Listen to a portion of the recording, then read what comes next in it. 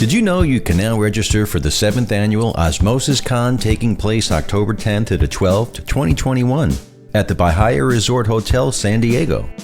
We have exciting news. You'll now be able to attend the renowned event in person in San Diego or virtually through our dynamic online community. Cynthia Hetherington and the HG Group consistently delivers the best training at this open source intelligence skills building conference, and this year is no exception. You can learn more at osmosiscon.com. I want to talk to everybody today about ScopeNow.com. ScopeNow has been a big-time sponsor of this program for quite some time, and I just love their service. I've been using them since the beginning. I'm one of their beta customers, and it's been so awesome to see them grow into the business that they are today, and just how they just keep reinventing themselves and pushing themselves to get more and more information. What it comes down to is ScopeNow is a tool that you definitely need to use if you do social media investigations, any internet research, and really spending less time digging around and looking for information. I think is one of the best points of how ScopeNow can help you. Their AI platform, their analytics are amazing. You really get an idea of what you need. You're reducing the time, you're reducing the manpower that you're spending on doing this research, because they're essentially doing it for you, and they're doing it correctly, which is most important. One of the new things that they're actually offering is this flagging system where you can flag behaviors and really highlight and look out for fraud. If you're doing a lot of fraud research, this is a fantastic tool, and you can set up alerts. So you have particular people that you're looking at, you can actually set up alerts to get notifications when the criteria that you set up is actually is flagged and goes off. It's really, really amazing. And their relationship and association analytics are top notch, really cutting edge and really, really cool. When they brought that out on version 3, it was a game changer. I mean, really being able to see how people interact together and having that relationship, analysis is really, really something that's cool. One of the other things about being involved with ScopeNow is their ability to offer webinars. Their team is cutting edge on putting together and getting out really, really great content. If you're a member of ScopeNow, if you know who they are, you've seen them around on LinkedIn, you'll know that they're constantly doing webinars on these new websites that are coming out, and they're really staying on top of it. And don't forget, any reports that you generate, you can actually white label those reports and put your own logos on and really make them look professional, which could equate to more billing for you as well. So check them out today. It's www.scopenow.com. They're a great, great company. They should be one of the tools in your toolbox, along with whatever kind of search engines you do. You need to make sure that ScopeNow is a part of that suite. ScopeNow.com. Are you an investigative professional? Have you heard about the investigatorstoolbox.com? Check out this exclusive online community for networking, learning, and data resource management. The Toolbox is a one-stop shop for all your investigative needs. Check out our robust collection of forums, our comprehensive learning page, and our expansive library of OSINT research tools. We've just released an app for both iOS and Android, so you can access the site seamlessly right off your phone. We have also partnered with some amazing companies like Crosstracks, Delphpoint, IRB, ScopeNow, the Hetherington Group, PI Magazine, PI Gear, Merlin Locate Services, Parabin, the PI Institute of Education, and so many more. They're offering over $1,250 worth of discounts and benefits exclusively to community members today. Use code PIP201836 and save 10% on your membership. That's www.investigators-toolbox.com.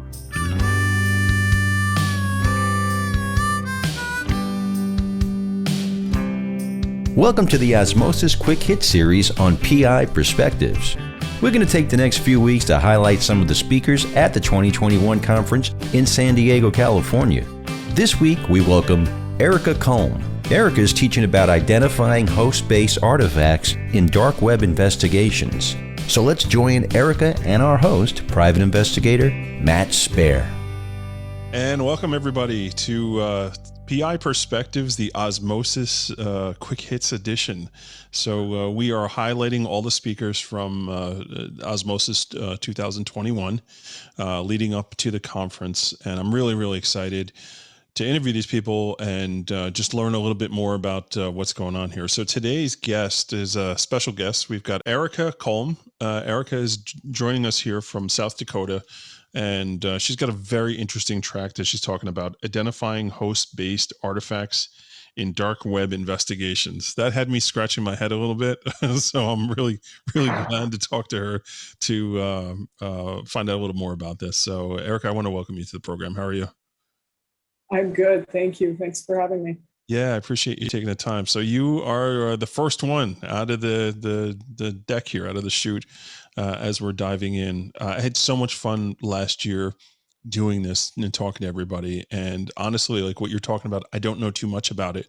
And it's interesting to me to dig into this a little bit. So tell me a little bit about your background, and then we'll get into your track and what you're going to be talking about.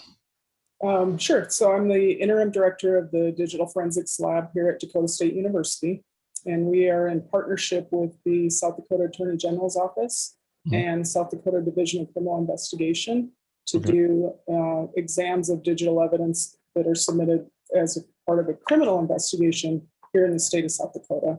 So we do all different types of exams. We do mostly phones, as the nature of digital forensics is right now. And the only type of exams that we don't do are the ICAC, the Internet Crimes Against Children. Since we aren't a law enforcement agency, we can't do those here. So we do everything else. Yeah. So how did you get into this line of work? What's your background? My background was in IT years ago when I first got out of college, and then I took some time off to raise my kids. And then I wanted to get back into this world, and my daughter, who is actually starting a junior year here at Dakota State, had come up here to Dakota State to do the Gen Cyber camps in the summertime. And she'd come home with all these cool things, and I think, that is so cool, I want to do that. So as I was ready to, I was working full time, but not really in any type of career path. So I was looking to get back into a career. So I came up here to Dakota State to get a master's degree. And as I was finishing that, they started offering a PhD in the same field. I got a master's degree in cyber defense. And they were starting the PhD as I was finishing the master's, because frankly, I had no intention of getting a PhD when I started. I was just looking to gain some skills. And so I was given an opportunity to do a PhD. And I thought, well, all I really had left were the research classes and the dissertation. How hard can that be? Well, it was a little harder than I thought. But and then the Digital Forensics Lab was starting up at about that same time. And when I looked at all the different careers in cyber, that's what I really enjoyed. And forensics was what I really loved. So I just happened to be in the right place at the right time. Exactly. It's so amazing how technology has really just changed. I mean, rapidly. It's just the things we can do today we weren't able to do even 2 or 3 years ago, which is pretty amazing. I know my 9-year-old's like salivating over Windows 11. Like, he can't wait. He's already studying about it. So it's just bizarre to me. But we started doing a little research here in our lab on it, just to see, what's the encryption? What can we get? What type of extractions can we get? So we're anxious to dig into that as well. Yeah, the idea of everything being linked together. I mean, as an investigator, you start salivating over that. Like, yes, lots of breadcrumbs all over the place. Very much so. So let's talk about artifacts. Let's talk about this, the dark web investigations aspect of it, and what you're going to be bringing to the table for your track when you're teaching at Osmosis. Yeah, it's a framework in order to identify those host-based artifacts. And as I was starting to learn forensics and learn those investigations, I'd get into a case and think, where would you go to look for, artifacts for certain types of cases? And we, surprisingly, for being such a rural state, have had quite a few dark web cases. And so having something to focus a dissertation on requires something interesting and that you can spend a significant amount of time on. So that's why I chose that. And so the framework looks at Windows-based PCs, Mac, and then Tails, if you happen to get a Tails drive. And my intention is to add iPhone and Android artifacts at some point. I have not done that yet, so that's a future project to be added. Right, right. Yeah, I mean, it's all interesting stuff how that all comes together. And like you had mentioned that you did your, I guess, your postgraduate study on these topics, right? So this is a real passion for Right. you, right? It is, yeah. I was introduced to the dark web by my now boss, and just as, find me some background research, tell me what you can find. I'd heard of it, but didn't really know. Yeah, Like a lot of people, I think, didn't really know what it was. You hear the buzzword, and as yeah, I started digging into it, I thought, how can this be? How can this be out there? And then at the same time, they always say, well, it doesn't leave any trace behind. And I thought, well, how can that be? That right. doesn't seem possible either. And Yeah, so it was just fascinating. And I like to dig into things and solve puzzles, and which, leads to this track, obviously. So yeah. You're in the right it's place. interesting. Yeah, exactly. You're Yeah. doing the right thing. So, yeah. I know earlier this year I had the opportunity to interview a guy named Vincent D'Agostino, who was an FBI agent, and he was involved in the Silk Road Yes. investigations. And man, that was like a like blowing your mind. Like I didn't even realize all that stuff was going on. I I mean, you hear bet. about it. First time I heard about Silk Road was actually at an Osmosis conference. I don't know, 3 or 4 years ago. And never really paid attention to it. But the more and more you dig in, it's the more horrifying it is.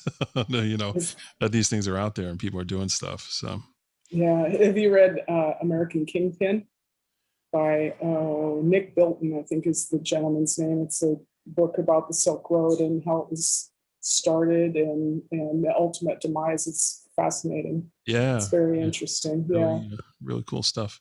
Yeah. Um, so you obviously submitted your proposal, and you made the cut there. And I know tons of people actually put in those proposals.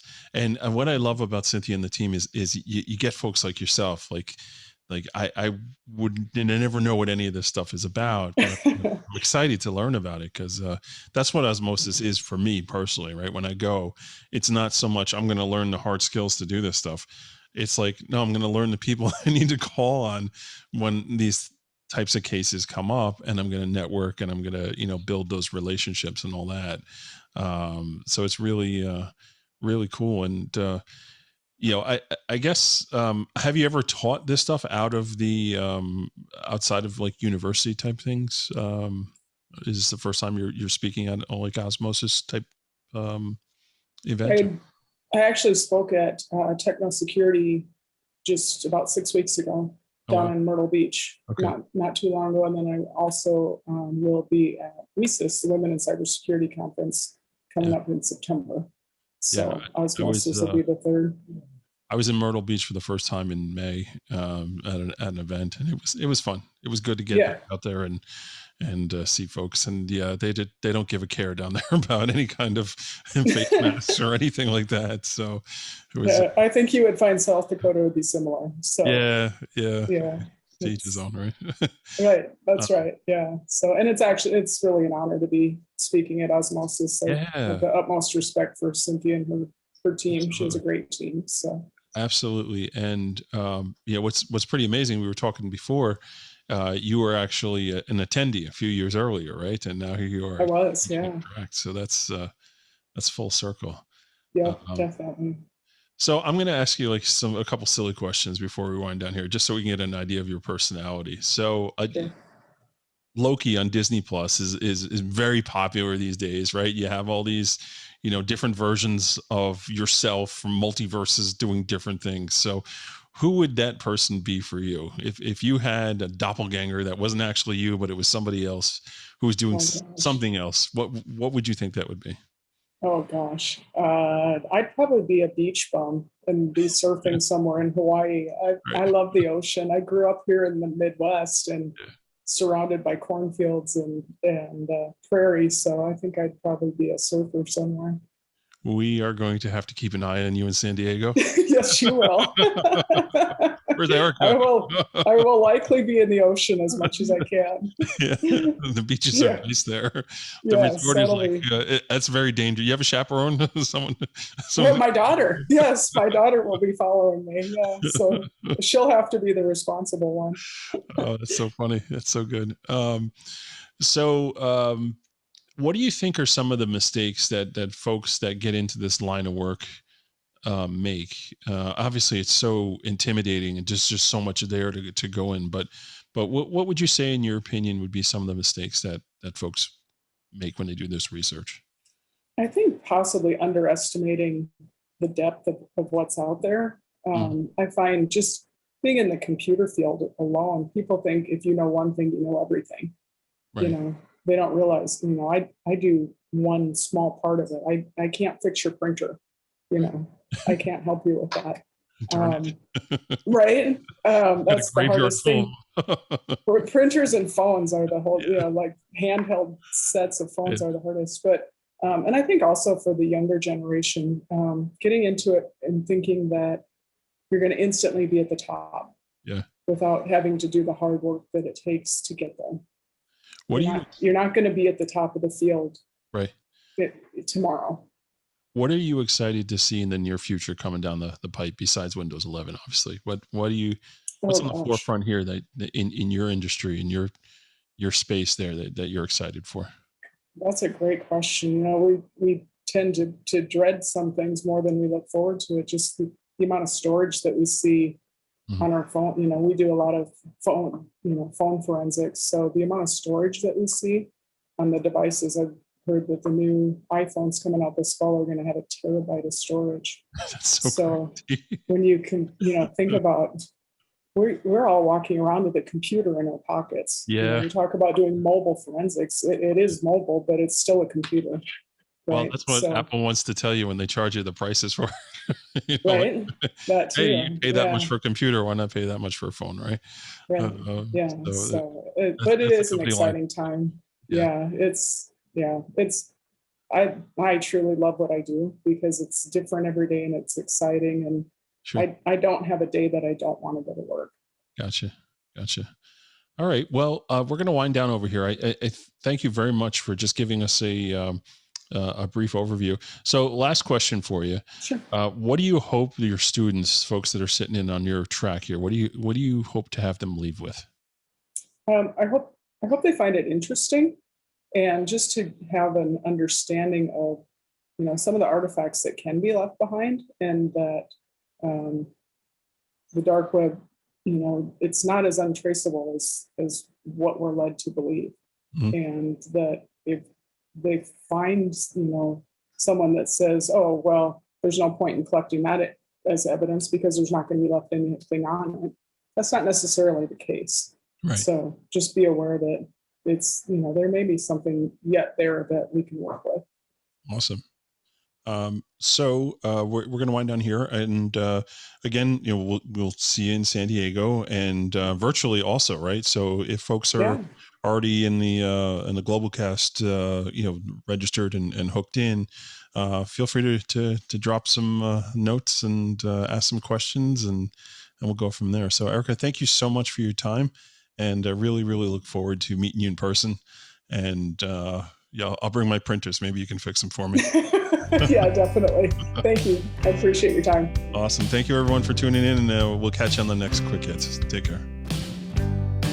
Thanks, Arica, for joining the show and breaking down this interesting topic. You can learn more about the event at OSMOSISCon.com. We also want to thank our sponsors, ScopeNow and Investigatorstoolbox.com. Have you checked out Investigatorstoolbox.com yet? Make sure you check out this dynamic resource community for the investigative professional. Use code PIP201836 to save $20 when you join. You can join through the app available on iOS and Android platforms. And if you have a question or a comment about the show, email Matt at matthews@satellitepi.com. You can also find him on LinkedIn, Instagram, and Facebook. We'd like your feedback to bring you the best shows possible. And we'll be back on Monday with a new regular show, and then Quick Hits continues next Thursday with Kevin Hendricks. So make sure you tune in and stay safe out there.